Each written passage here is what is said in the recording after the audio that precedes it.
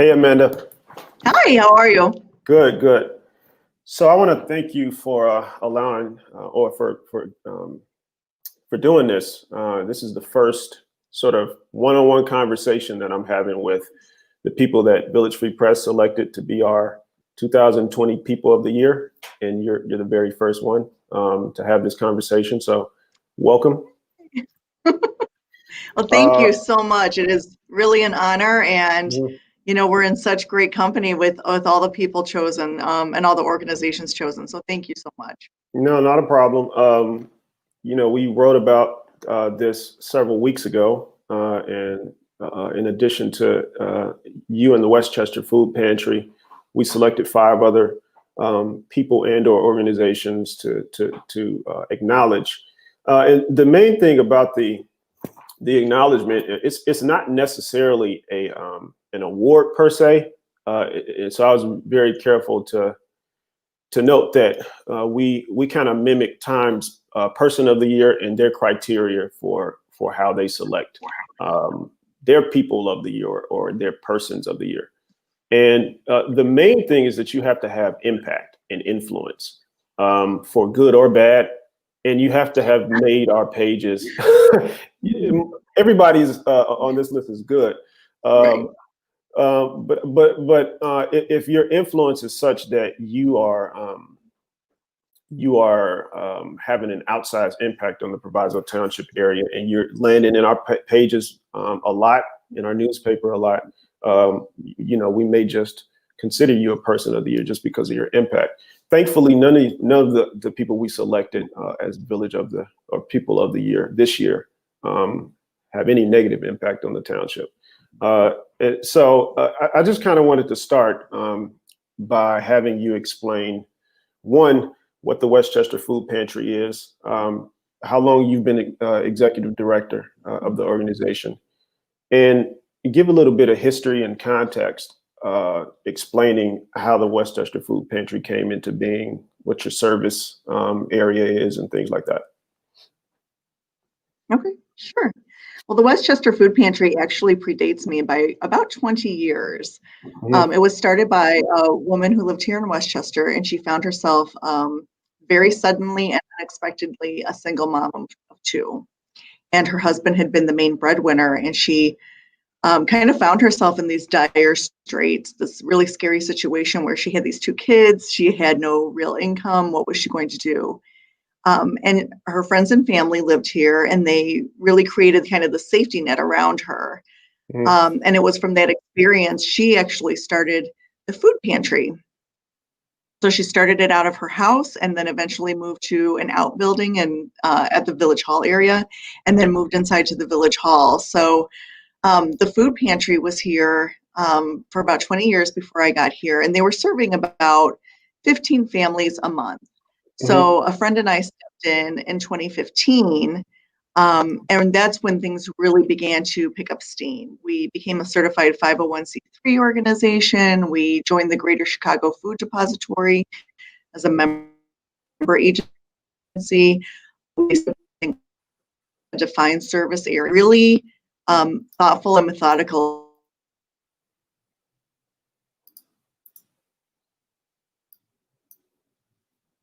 Ooh, How we would give out okay.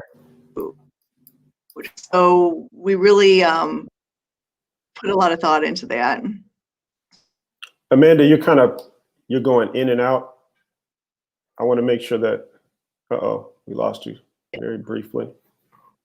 Okay, is that your connection perhaps?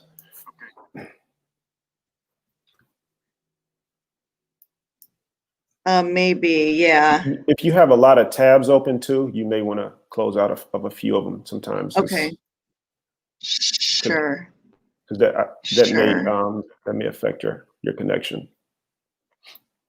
Okay, sorry. No, I should It's have hard. told We're you that actually at before. the pantry right I'm sorry. now. We're open tonight, so there's a lot Okay. going on here. Okay. Okay. Sorry to cut you off. So you're kind of explaining a bit about the pantry's history. Mhm. Yeah, so So go ahead. just I came on board About 6 years ago. So 6 years ago, I've been here trying to, do the best we can to help feed people in our area. Um, you explain what the current the the the pantry's current service sector is, right? And the suburbs that you serve. Was there a deliberate decision? I guess it had to be at some point, um, to serve, to go from serving just Westchester to more communities in the Proviso Township area. And do you know when that may have been made? Those decisions were actually made in 2015 and 2016 Okay. when, and 2017 when Kathleen Francois, who took over with me at the same time, we decided that we wanted to really tend to our neighbors, not just in Westchester, but our neighboring communities. So originally we decided it would be Westchester and all the communities that border Westchester, which actually included Oak Brook and DuPage County. But when we joined with the Greater Chicago Food Depository, they helped us define the service area even more. So we had to cut out Oak Brook because they're not in Cook County. And then we also decided that we could handle taking Berkeley in our service area. So when we worked with the Greater Chicago Food Depository to really settle on a service area, we looked at the community surrounding us and where the need was, and also what other resources were available to those communities. So we have our 8 areas that we serve: Berkeley, Bellwood, Broadview, Hillside Hines, LaGrange Park, Westchester, and Western Springs. So that's our area right now, are those 8 communities. You mentioned that you're sitting inside of the Westchester Food Pantry's new home, which is exciting. It looks like you all have. Are you sitting in the new storefront? Oh, okay. Not yet. Okay, We're still okay. operating out of the Westchester Village Hall. Okay. We have our building, thank goodness. And I know you guys covered that a lot. It was definitely an ordeal, but we have a new building, but it's being renovated right now. So we're waiting for some permits to come through before we can really make some changes to the space. And then after all the kind of construction and renovation is done, that's when we need to move in the shelving and refrigerators and freezers and desks and all that great stuff. So we're hoping right now to be working out of the new place in April, but we are not quite sure yet. Okay. Can you talk a bit about the challenges that this pandemic has brought to the west suburbs, to Westchester in particular, one of Proviso Township's more affluent communities, but a community that nonetheless has experienced need when it comes to food. Kind of talk about how the Westchester Food Pantry's role has expanded during the pandemic. Sure. So what we found since last March, between March and December of 2020, was that overall in Cook County, need rose about 51%. But in our service area, we found that we were actually serving 71% more clients. So need in this area went up considerably. And we found like the biggest jumps with all the 8 communities we serve, the biggest jumps were in Westchester and LaGrange Park. Wow. And I think that really tells us a lot about the middle class, or what we consider to be the middle class. And it's truthfully something that we've known for a long time. And that is that the middle class, many people are hanging by a thread. Most people are 1 or 2 paychecks away from, a serious financial situation that they need help. When you look around and you think, oh, people are homeowners, or they have a car, they have steady income, and those things are true. They might have a steady job, but they could be just a paycheck away from disaster, and it could be a car accident or an illness, or the furnace goes out. Just any kind of major financial setback is really going to leave a lot of people in our communities hurting. And then when you add the pandemic onto it, the loss of so many jobs and so many people getting sick and having to take off work or get treatment, it's it's really impacted our communities quite a bit. You know, it's really hard. A lot of people, I would say, who have never been in this situation before are now here for help. Prior to the pandemic, we would see maybe about 10 new clients a month, people who had never been to our pantry before, and now we're seeing about 40. 40 Wow. people who have never been to a pantry before are suddenly here for help. And people who may have come just maybe a few times a year when things got tight are now here much more regularly. Mhm. So our need has skyrocketed 71% from last March when this all started. Wow. Do you all offer sort of ancillary services? Like, do you make references for people who may be looking for other social service organizations or maybe healthcare resources and things of that nature? We do work with a variety of local healthcare agencies. Oak Street Health comes to mind, Gen Care. There's a few others that specialize in serving low-income families. And so we'll invite them in and make sure that they have a way to get information to our clients. But that's really something we're looking forward to with our new location, is being able to offer so much more. So at our new location, we'll have regularly be able to help people fill out SNAP applications if they decide that they need SNAP, which is Supplemental Nutrition Assistance Program, or more commonly known as food stamps. Mhm. We'll be able to invite these outside partners in to have a table and meet with clients. And we really want to be a bridge between our clients and the resources they need, because the resources are out there, but when you find yourself in this situation, it can be a really difficult process to navigate. Can you talk about the whether or not you encounter a stigma among some, or perhaps feelings of shame among first-time clients and people who are just coming into the food pantry for the first time? And how do you all handle that? I think it's really important for all of our volunteers, and we do a very good job of this. It's treating everyone with respect and dignity, and not judging people. And I think that helps. And I think also when people come in and they see how many other people need help, um, in a strange way, it's kind of comforting to know that they're not the only ones in this situation. And I think really just being able to provide people with hope, and just, it doesn't matter how the situation happened. Some people, we serve a lot of people who are here every month. It's just how it is. They're working poor, or they're seniors who are having a hard time making ends meet, or people are chronically underemployed. We have people who are here every month, and have just kind of learned to adapt to their situation and find the resources they need. And for the people who are new to the situation,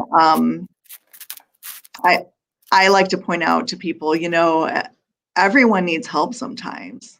Everyone, and that's what we're here for. We really say that we're neighbors serving neighbors, and that's how we feel. We don't judge. We're not here to say, well, you could have done a better job at this, or why didn't you do? No, we're not about that. We're about treating our clients with dignity and respect and getting them help. And I think that's one of the things that's so amazing about the Westchester Food Pantry, is that it really is such a compassionate and caring place. We truly are here to help you. We're not judging you because you need help. We want to help you, and everyone needs help sometimes. How many volunteers? I don't know if you touched on this or not, so forgive me if you have already. But how many volunteers do you guys typically see on any given month? And can you talk a bit about what it takes to run run the pantry day to day? Are you the only employee, or are there others? Yeah, well, truthfully, I'm not an employee.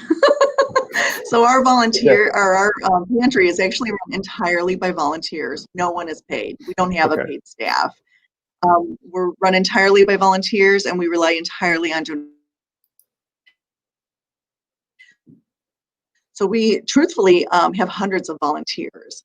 And if I broke it down by week, I would say it takes about 45 volunteers Mm-hmm. each week to do what we're doing right now. And that is having, with pandemic, we started doing a drive-through model of service rather than having people physically come in, just in Mm-hmm. the interest of safety. We're looking forward to being past this and going back to our client choice model where people come in and get to choose their own groceries, and we really get to know people so much better.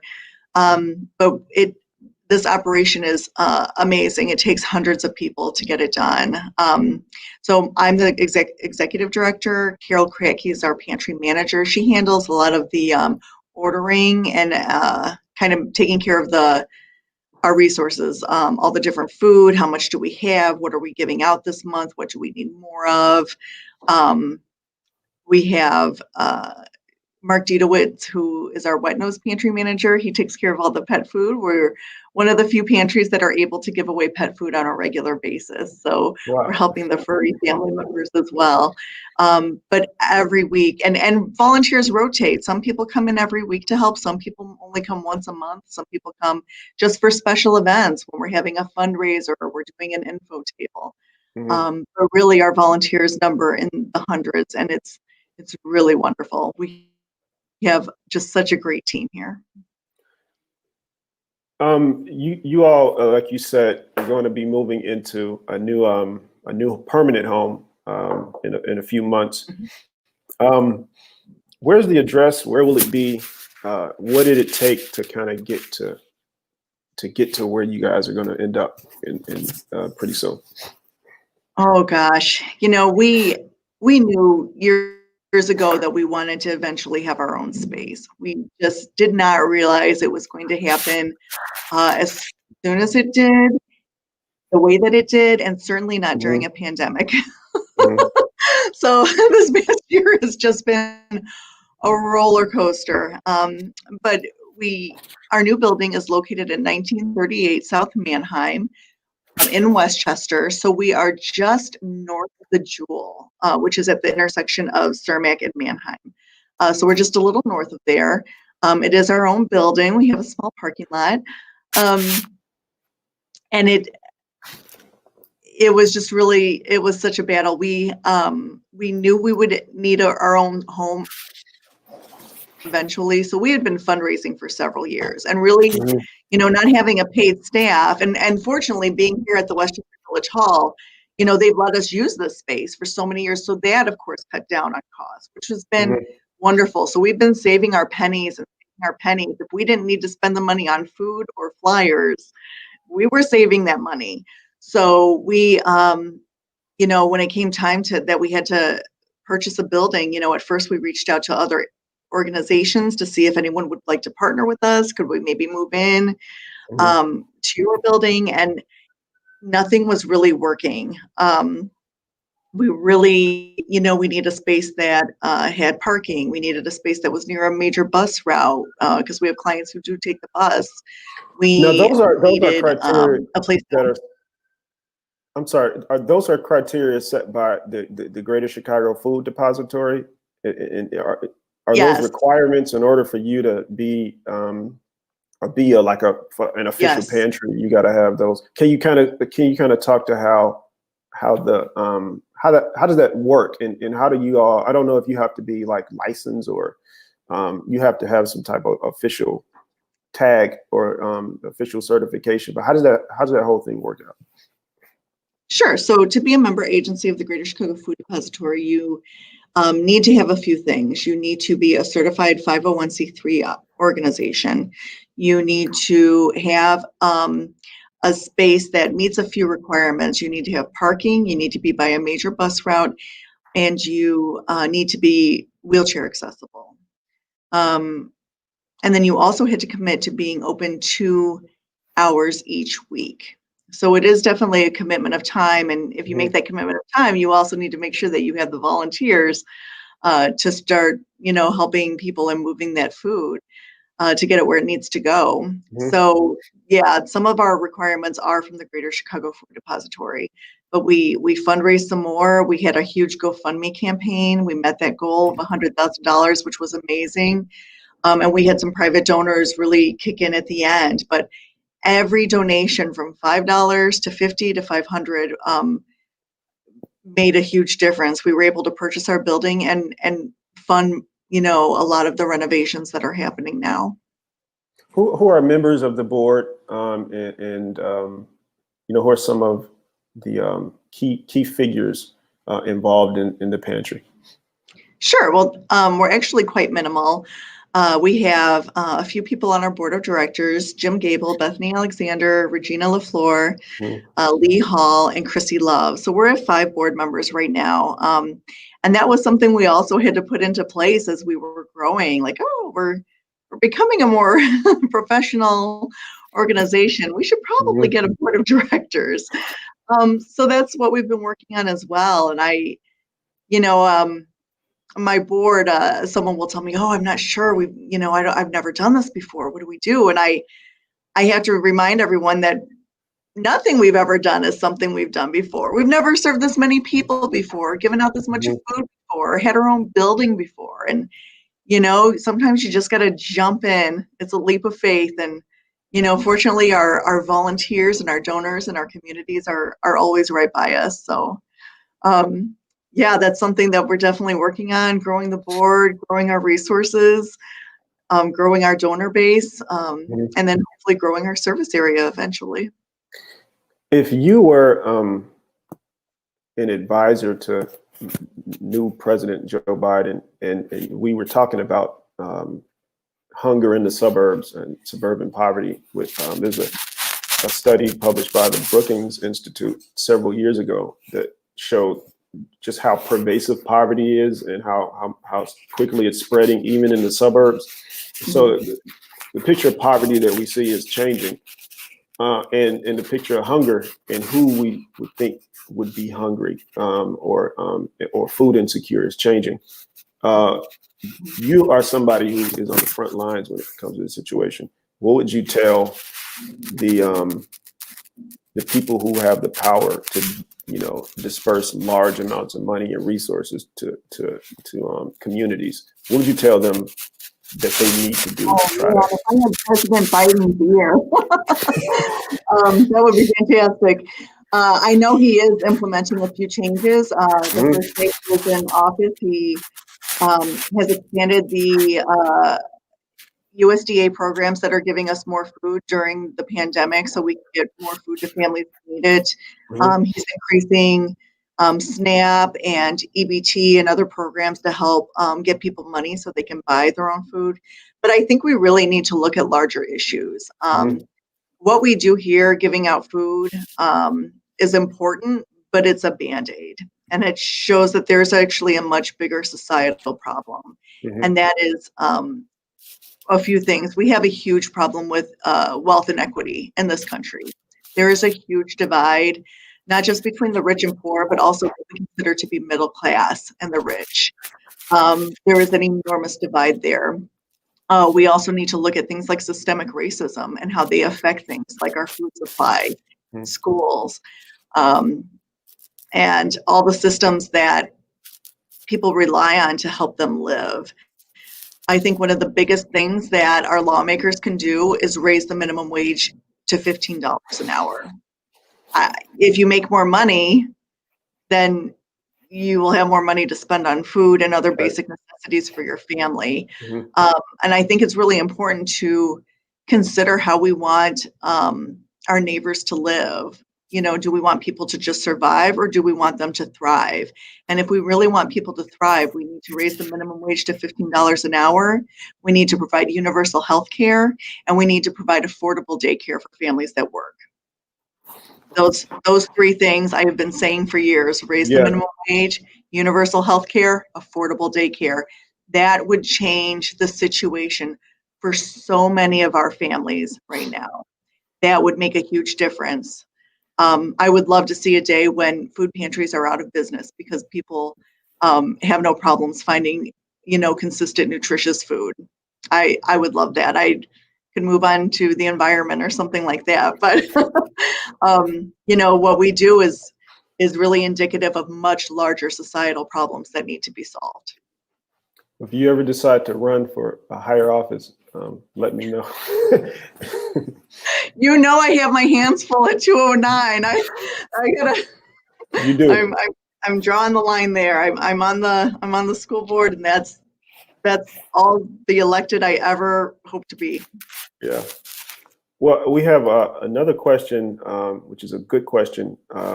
If residents want to donate food, what's the best way to do that?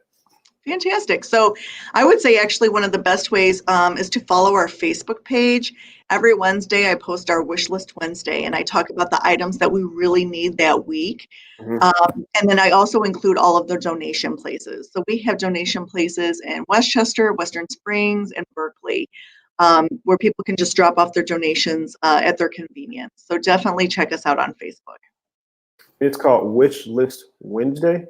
Wish List Wednesday. Yep, I post a list of the top 5 items that we need at the pantry. Got it. And if people want to volunteer, how might they go about doing that? Oh, great. We do post volunteer opportunities on Facebook, but I also send out an e-newsletter 2 or 3 times each month. And I think the e-newsletter is really the best way to find out about the news and volunteer opportunities at the pantry. So if people just want to email us at westchesterfoodpantry@gmail.com, get on our mailing list, and then you'll get those volunteer opportunities 2 or 3 times each month in your inbox. Got it. And I am going to put that on the screen very shortly. But if you want to say the email one more time. westchesterfoodpantry@gmail.com. I was just trying to buy time until I found the. Okay. Well, I appreciate this, Amanda. Anything else that we may not have discussed that you think is important for residents to know about the pantry before we end our conversation? Definitely. I just want to say that if you need help or you know someone who needs help, please send them to us. We serve 8 communities, and we're here to help you. And there's no shame in coming to the food pantry. And if you are outside of our service area, there are resources as well. You can always visit the Greater Chicago Food Depository website, which is chicagosfoodbank.org. And you can click the little find food button and type in your zip code, and it'll show all the pantries in your area. So there are resources. If you need help, long-term, short-term, no matter what, there are resources out there to help you. So we really do urge people, don't wait until your refrigerator's bare. Don't wait until your cupboards are bare. Come in, get groceries from us, and let that free up some money in your budget for something else. Please don't wait until the last minute, because we are here to help you, and we want to help. Well, I appreciate this conversation. Thank you for doing it. We appreciate what the food pantry has to offer. Are there any initiatives or programs that are upcoming that you may want people to know before we log off? Just to say that, we're going to be moving in a few months to our new location. And when we do that, our volunteer opportunities are actually going to double. So check out the Facebook page, check out our website, and email us to get on that e-newsletter list so you know, so you're one of the first people to know what's going on. We will need people to help paint and move boxes and assemble shelving. And then once we get all moved in, we'll be open more. We're going to need more volunteers to help us serve clients. So everyone's welcome. It's a lot of fun, and it is just such a wonderful way to invest in your community. Well, thanks again. I really appreciate this. I'm looking forward to seeing how the pantry looks in the new space whenever it opens up. I'm sure we'll be there to cover it, and just thanks for everything that you do, Amanda. I really appreciate it. Of course, I look forward to giving you a tour, and thank you so much for letting us have a space to reach more people who might need help. Not a problem. Not a problem. Thank you. All right, take care. See you.